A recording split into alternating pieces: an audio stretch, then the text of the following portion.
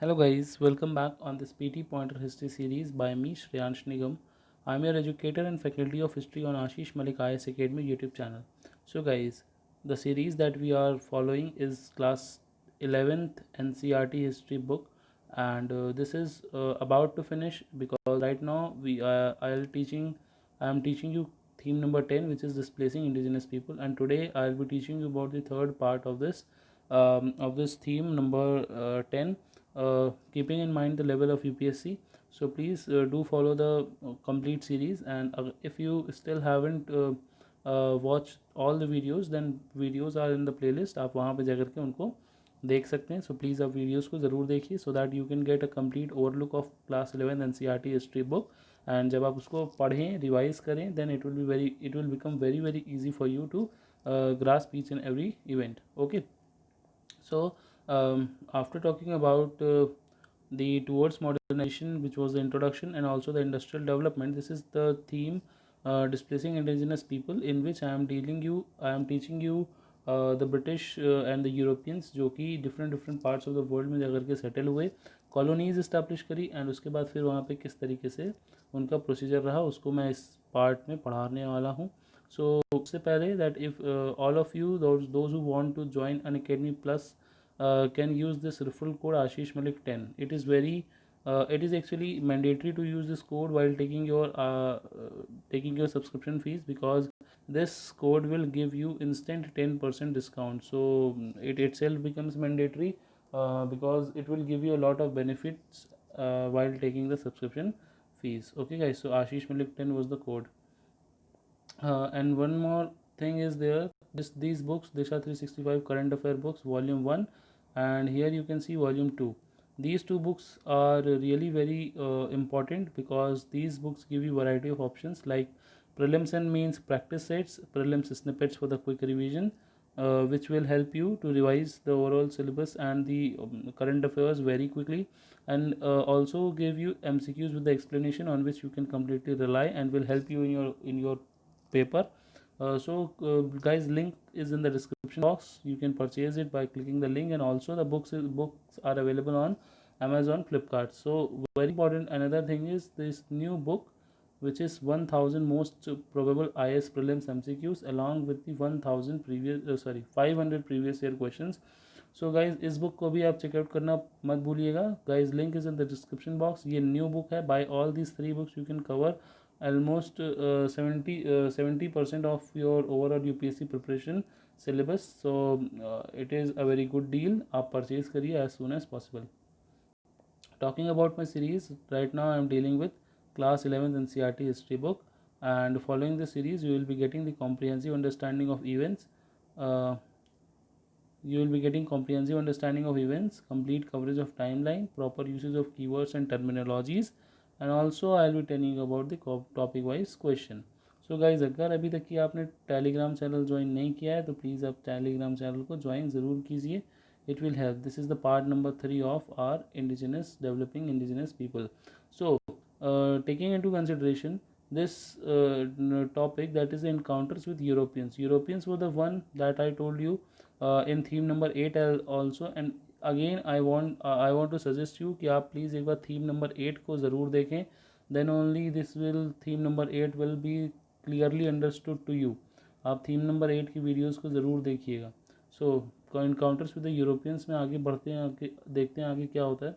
देखिए क्या हुआ था. It was a time 17th century की जब बात थी. सो in the 17th century, the European traders who reached the north coast of North America after a difficult 2-month voyage were relieved to find the native peoples friendly and welcoming. देखिए क्या हुआ था उस समय पे. काफ़ी ज़्यादा पहली बात तो परेशानी होती थी एक जगह से दूसरे प्लेस तक की वोएज करने में, ट्रैवल करने में, एक्सप्लोर करने में. और उसके बाद जब यहाँ पे 17th सेंचुरी में north coast of North America, I hope so आप सबके पास एटलस होगी, वर्ल्ड मैप होगा, by which you can gather the view of North America. And also I will show you, like here you can see this is the South America and this is the North America, in near the North Atlantic Ocean and this Pacific Ocean. Here you can see the South Atlantic Ocean. ठीक है. सो ये आपका north America, और ये ऊपर का portion आपका हो गया नॉर्थ कोस्ट, जिसको यहाँ पे भी इस तरफ देख सकते हैं. This is all the portion of north coast. So यहाँ पे जब the here you can see the Europeans जब ये 17th सेंचुरी के टाइम पे गाइस पहुँचे थे, then they feel very comfortable as they were welcomed very gratefully wholeheartedly. So after a difficult 2 month voyage were relieved, इनको काफ़ी relieve हुआ to find the native peoples friendly and welcoming. जितने भी native people थे वो काफ़ी ज़्यादा अच्छे होल हार्टेडली वेलकमिंग पर्सनस थे, काफ़ी इज्जत सम्मान से इनका वेलकम किया, इन्हें ऑनर दी। मतलब ओवरऑल इनका जो एक्सपीरियंस रहा इसके regarding, here you can see in this image that they are very humble, they are bowing in front of the of Englishmen friends Europeans। तो ये सारी चीज़ें का सीन उस टाइम पे ऐसा था। अनलाइक द स्पेनिश जो कि मैंने आपको पढ़ाया था, when they reach in south America who were overcome by the abundance of gold, जहाँ पे abundance of gold and silver की माइंस पाई गई थी इन द कंट्री देयर, जिसमें मैंने एक्चुअली आपको पिज़ारो के भी बारे में बताया था, ठीक है। So abundance of gold in the country, these adventurers came to India, trade in fish and furs, in which they got the willing help of the natives who were expert at the hunting. So basically इनका main motive जो था वो क्या था, यहाँ पे जो Spanish थे साउथ अमेरिका आए थे, इनका मेन मोटिव था ट्रेडिंग, और जो नेटिव पीपल्स थे यहाँ के जो कि एक्सपर्ट थे उस काम में लाइक हंटिंग में, उन्होंने इनकी अच्छे से हेल्प करी थी। So here you can see that this is the trading routes somewhere, these were the trading routes at the time, and this is all about, like here you can see the British colonies, okay, then this is the new Spain, and right now it is becomes the Mexico। सो जो मैंने आपको Mexico winning भी आपको theme number 8 में पढ़ाई है, आप उसको भी अच्छे से रिफ़र कर सकते हैं। सो this is all about this first slide. So further south की तरफ जब बढ़ते हैं हम, जब लेट से साउथ की तरफ हम बढ़ेंगे, अमेरिका में जब हम साउथ की तरफ बढ़ेंगे तो वहाँ पे हमको एक रिवर मिलती है Mississippi river, and the French found that the native held regular gatherings. वहाँ पे जो नेटिव्स होते थे वो एक दूसरे के साथ मिल करके लोकल, मतलब जैसे गैदरिंग होती है ना, लेन देन का काम करना, मतलब एक हाथ देना एक हाथ, इस तरीके से जो गैदरिंग्स होती थी to exchange handicrafts unique to a tribe और food items not available other region. देखिए एक रीजन में, लेट से रीजन ए में अगर कोई चीज़ अवेलेबल है और रीजन बी में कोई अदर चीज़ अवेलेबल है, तो ये इनको देते थे और ये इन रिटर्न इनको एक्सचेंज करते थे। तो ये एक बहुत ही अच्छा ट्रेंड वहाँ पे इन लोग को, फ्रेंच को देखने को मिला, जो नेटिव लोग करते वहाँ के थे, जो लोकल निवासी वहाँ के करते थे। In exchange for the local products in the Europeans, जो बेसिकली लोकल प्रोडक्ट्स के एक्सचेंज में जो यूरोपियंस थे, उन यूरोपियंस ने इन नेटिव्स को ब्लैंकेट दिए, कंबल दिए, आयरन वेसल्स दिए। अब ये आयरन वेसल्स और ब्लैंकेट तो बड़ी चीप सी चीज़ें हैं, मतलब बहुत छोटी मोटी चीज़ें, लेकिन उनके लिए उस टाइम इंपॉर्टेंट थी, बिकॉज इन आयरन वेसल्स का इस्तेमाल उन्होंने अपने क्ले पॉट्स की जगह पे किया। साथ ही European had given them gun, और इस गन से उनका फ़ायदा ये हुआ that it becomes very useful supplement for the bows and arrows to kill animals. ठीक है, तो एनिमल को किल करने के लिए कहीं ना कहीं this gun has become a very good supplement, very good alternative substitute to kill animals on the place of bows and arrows, and also the iron vessels that were given to them by the Europeans was also a very good product for them because they replaced it with the clay pots। ठीक है, उसके बाद एक बहुत important चीज़ यहाँ पे आती है अल्कोहल का भी एक अच्छा सीन आता है। उससे पहले you can see here the Mississippi river, this is the all Mississippi river, and Ohio river is the Ohio river, and then इसी तरीके से Missouri river, and also some other rivers जो कि इसकी ट्रिब्यूटरीज हैं, and this is complete the United States of America. So here you can see the Mississippi river, you can find it in the south of the America. So अब जब alcohol की जो मैं बात आपको बता रहा था, alcohol, so this last item means this alcohol was something the natives had not known earlier. इससे पहले उनको इस अल्कोहल के बारे में नहीं पता था।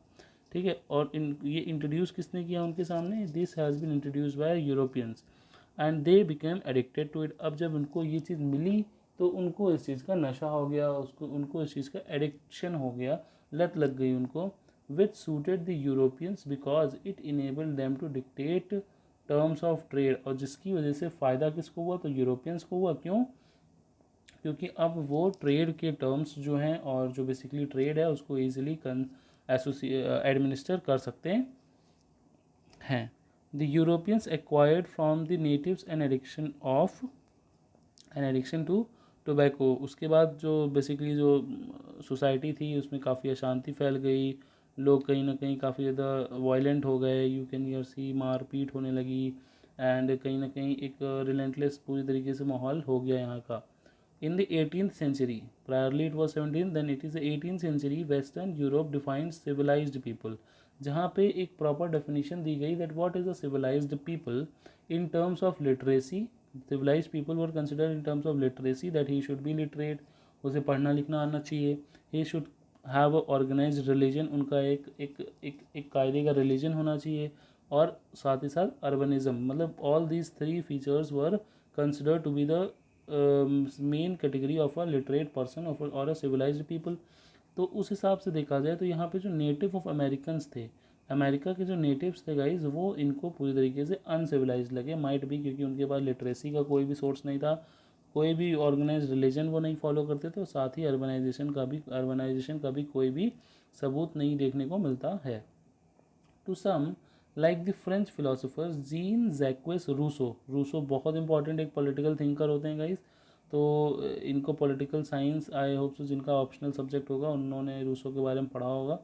सच people were to be admired as they were untouched by the corruption of the civilization, क्योंकि इनको सिविलाइजेशन का सी भी नहीं पता था, they were not knowing each anything regarding civilization, that what is civilization, how can we get civilized, what are the things that and characteristics that are good to be a civilized person, that are able to be said as a civilized person. So these are all things. Here you can see Rousseau, Jean-Jacques Rousseau, and he was a Genevan philosopher, writer and a composer. His political philosophy influenced the progress of the Enlightenment throughout the Europe as well as the aspects of the French Revolution।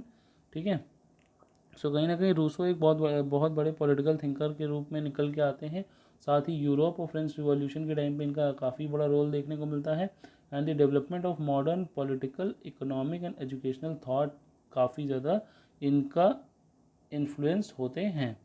To the natives, अगर हम natives के perspective से देखें तो the goods they exchange with the Europeans were gifts given in the friendship. अब देखिए actual में क्या होता है कि जो रेसेसिव क्लास होता है वो कहीं ना कहीं डोमिनेंट क्लास की तरफ से अगर थोड़ा सा भी कुछ लिबरल नेचर होता है तो कहीं ना कहीं वो उसके लिए बहुत बड़ी बात हो जाती है। तो यही वही सेम चीज़ यहाँ पे भी है।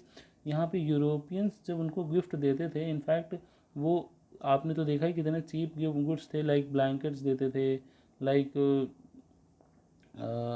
आयरन टूल्स देते थे, alcohol and then gun was given to them, जो कि कहीं ना कहीं हजार्डस थी। तो लेकिन उनको क्या लगता था कि वो एक फ्रेंडशिप का बॉन्ड है उनके बीच में और वो गिव एंड टेक का प्रोसीजर चल रहा है फॉर द यूरोपियंस। लेकिन यूरोपियन का पर्सपेक्टिव क्या था, dreaming of becoming rich, the fish and furs were commodities which they would sell for a profit in Europe. लेकिन Europeans were completely off the point of that they are there just to gain the profit, not to doing the friendship. ठीक है, वो friendship करने के लिए नहीं, जबकि rich बनने के लिए, प्रॉफिट कमाने के लिए वो वहाँ पे थे, so that they can get the goods at the least cost, so that they can get essential commodities in name of the so called friendship, and in return they are giving nothing but waste। so उस चक्कर में यहाँ पे उनको, और उसके बाद वो क्या कर रहे थे, उस कमोडिटीज एसेंशियल कमोडिटी को जब यूरोप में बेच रहे थे तो उनको उसका बहुत अच्छा मुनाफा प्रॉफिट मिल रहा था। ठीक है, the prices of the goods they sold varied from year two year depending on the supply के ऊपर। तो हमेशा वैसे भी गाइज इकोनॉमी का बहुत अच्छा एक टर्म है, law of demand and supply, so उसके ऊपर कम्प्लीटली ये फॉलो करता है कि सप्लाई कम होती थी तो उस चक्कर में प्राइसेस हाई हो जाते थे।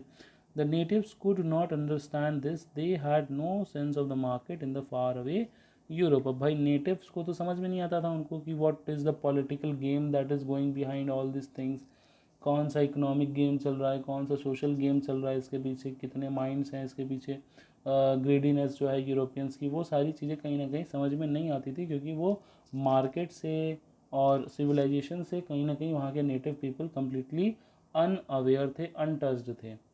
अब हुआ होता क्या है, they were puzzled by the fact that the European traders sometime gave them a lot of things in exchange of for their goods, sometimes very little. अब देखिए कभी कदार ये होता था कि लेट से वो काफ़ी सारी कमोडिटीज़ लेते थे और बहुत ही संकुचित मात्रा में, बहुत ही लिस्ट अमाउंट देते थे, और कभी कदार क्या होता था वो ज़्यादा लेते थे और ज़्यादा ही देते भी थे।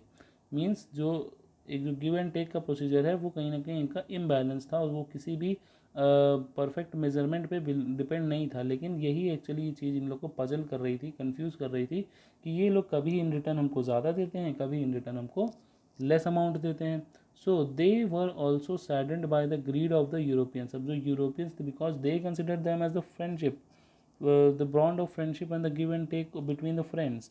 उन्होंने तो यूरोपियंस को उस तरीके से समझा था, लेकिन कहीं ना कहीं जब इनको लालच दिखने लगती है यूरोपियंस के मन में, तब इनको बहुत ही बुरा लगता है। Then they feel very sad in their impatience to get furs. They had slaughtered hundreds of beavers, and the natives were very uneasy, fearing that the animal could not revenge on them for this destruction. So कहीं ना कहीं और भी कई सारी ऐसे slaughter हो जाती हैं, जो बीवर्स थे उनको स्लॉटर कर दिया जाता है, तो उनके ये लगता है वहाँ के नेटिव्स को that this is very cruel act done by the Europeans, as the जो जिन जानवरों को काटा है बेजुबान को स्लॉटर मतलब होता है टू कट और दी स्लॉट कर देना, ठीक है। सो ये प्रॉब्लम अब अराइज होना स्टार्ट हो गई थी। कोई भी पावर किसी भी रेसेसिव ग्रुप को ज़्यादा समय के लिए डोमिनेट नहीं कर सकती है। Following the first Europeans who were traders, देखिए पहले जो यूरोपियंस आए थे they were actually the traders, okay, they were actually the traders and they came just to do the trade and business, just to gain the profit, just to get the essential commodities and sell them into the Europe so that they can get maximum profit. लेकिन उसके बाद जो आना शुरू हुए वो last में अब वो क्या होने लगे, वो सेटल होने लगे वहीं अमेरिका में। From the 17th century there were groups of Europeans who were being persecuted because they were of a different sect of Christianity. Protestants living in the predominantly Catholic countries, और basically sect of Christianity से यहाँ मतलब है जैसे वो Protestant जो कि predominantly Catholic countries में रहते हों, और फिर कैथोलिक इन द कंट्रीज़ वो the Protestantism was the official religion. So अब लोग वहाँ पे क्या होने लगे थे, सेटल होने लगे थे आकर के। कई सारे Europeans, there were so many Europeans that started settling over the land boundaries of the America. Many of them left Europe and went to America to began a new life. और कुछ लोगों ने तो कम्प्लीटली अमेरिका को ही अपनी एक new livelihood और new country land मान लिया था, एंड अपनी यूरोप को पूरी तरीके से छोड़ दिया था।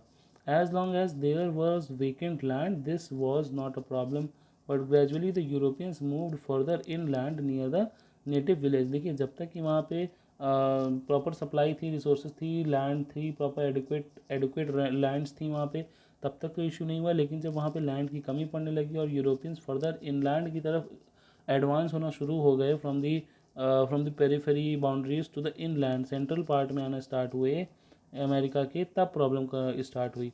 दे use their iron tools to cut down forest to lay out farms. अब उनको तो फार्म, क्योंकि they want more and more production, forest से तो उनको कोई फ़ायदा नहीं होने वाला था, फॉरेस्ट से कुछ भी नहीं फ़ायदा होने वाला था, बल्कि जो लोकल ड्वेलर्स थे, फॉरेस्ट ड्वेलर्स थे, उनको तो उससे फ़ायदा हो रहा था। Native peoples were somewhat attach to their forests, but Europeans को उससे कोई फ़ायदा नहीं था। इसलिए यूरोपियंस जो अपने साथ आयरन टूल्स लेकर के आए थे, उनसे उन फॉरेस्ट को काटना और ब्रेक डाउन करना शुरू कर रहे थे, इरेडिकेट करना शुरू कर रहे थे, और उसकी जगह पे वो फार्मिंग के लिए लोगों को प्रमोट, या फिर खुद से ही वो फार्मिंग प्रमोट कर रहे थे, ताकि जो भी उससे प्रोडक्शन होगा उसको वो बेच करके यूरोप में प्रॉफिट मैक्सिमाइज कर सकते हैं। Natives and the Europeans saw different things when they looked at forest. Natives identified tracks invisible to the Europeans. तो यहाँ पे देखने को हमें मिलता है कि नेटिव्स और यूरोपियंस जो थे उन्हें अलग अलग चीज़ें दिखती थी। Let's say natives and Europeans saw different things when they looked at the forest. Natives identified tracks invisible to the Europeans. देखिए जब यूरोपियंस देखते थे तो they can see another thing whereas the natives जो थे उनको उस European उस उनमें से उनमें इनविजिबल ट्रैक दिखते थे क्योंकि वो उनके लिए लोकल था. So this that tracks were only visible to the natives whereas Europeans को वो नहीं दिखते थे, मतलब वो फाइंड आउट नहीं कर पाते थे रास्ता. Europeans imagine the forest cut down and replaced by cornfield. तो उन यूरोपियंस को ये लगा the best way to sort out this problem is to cut down all this forest and get replace it by the cornfields. अब अगर हम बात करें कनाडा की और यूएसए की, United States of America, and this is the Canada. So 1701 में French treaty हुई थी क्यूबेक के साथ, ठीक है, कनाडा में. एंड उसके बाद क्यूबेक को ब्रिटिश ने जीत लिया. देन उसके बाद 1774 में क्यूबेक एक्ट आया, ये हम अभी आप लोग को आगे पढ़ाएंगे. और देन 1791 में कनाडा कॉन्स्टिट्यूशनल एक्ट आया. 1781 में क्या हुआ, तो Britain recognises USA as an independent country. 1781 mean 1781 was a time जब यहाँ पे कहीं ना कहीं पिट्स इंडिया एक्ट का टाइम चल रहा था इंडिया में. Regulating act and Pitt's India act, amendment act in fact आया था तब. सो उस टाइम पे अमेंडमेंट एक्ट जो भारत में आया था, और उसी टाइम पे ब्रिटेन ने यूएसए को इनफैक्ट क्या कर दिया था, एक इंडिपेंडेंट कंट्री घोषित कर दिया था. So this is the difference between the independence date of India and the USA. 1783 British give Midwest to the USA, ठीक है. अब यहाँ पे देखिए क्या हुआ था, the countries were that are known as Canada and the United States of America came into existence at the end of the 18th century. At that time, they occupied only a fraction of the land they now cover. There was just a fraction of land. Over the next 100 years, they extended their control over the more territory to which they their present size. तो अब उन लोगों ने अपने आप को extend करना start कर दिया था, because what they got is just a fraction of land and which was not sufficient. Large areas were acquired by the USA, like by purchase. They bought land in the south from France. अब देखिए France से वो ज़मीन खरीदते हैं USA वाले south में, ठीक है. द ल्यूसियाना परचेज जिसको हम लोगों ने नाम दिया है, इसके ऊपर सेपरेट वीडियो बन जाएगी. From Russia, Alaska and by war much of the southern USA was won from Mexico. तो मैक्सिको में जो पार्ट चला गया था वो कहीं ना कहीं जीता गया वापस से. It did not occur to anyone that the consent of natives living in this area should have been asked. अब देखिए, अब यहाँ पे नेटिव्स जो थे उनकी कोई भी नहीं सुनने वाला था, उनसे राय मशवरा, डिसीजन और कुछ भी नहीं कोई लेने वाला था. There was no importance of the we can say consent of the natives and the ideas views of the natives कि आखिरकार वो चाहते क्या हैं, वो कहाँ रहना चाहते हैं, वो किसकी बाउंड्रीज में जाना चाहते हैं, वो किसके थ्रू एडमिनिस्टर होना चाहते हैं, वो चाहते भी हैं कुछ या नहीं चाहते. These are the all questions जो कि कहीं ना कहीं उस समय अराइज होने चाहिए थे, बट किसी ने भी उसके ऊपर फोकस नहीं किया. The western frontier of the USA की अगर हम बात करते हैं, was a shifting one, and as it move the natives were also force to move back. तो जैसे जैसे वो कहीं ना कहीं शिफ्ट होता गया तो जो नेटिव्स हैं उनको भी मूव बैक करना पड़ा. So guys, this is all about the part 3 of our displacing indigenous people. So अगर आपको ये पार्ट अच्छा लगा हो and you found it fruitful, then you can like the video. Also you can subscribe and share it with your friends and subscribe for the future updates. Comment down the question queries, and also you can give your suggestion to the video, what you like and what you dislike. सो आप please video को like dislike ज़रूर करिए, कुछ भी जैसी भी लगी आप वैसी करिए, कोई भी कंपल्सन नहीं है लाइक का. And please share it with your friends, subscribe for the future updates, and also comment the question. अगर आपको कोई क्वेश्चन पूछना हो, your question will definitely be answered by me. Okay, so till then, अब मिलते हैं next part में. So till then please be safe at your home, and Jai Hind.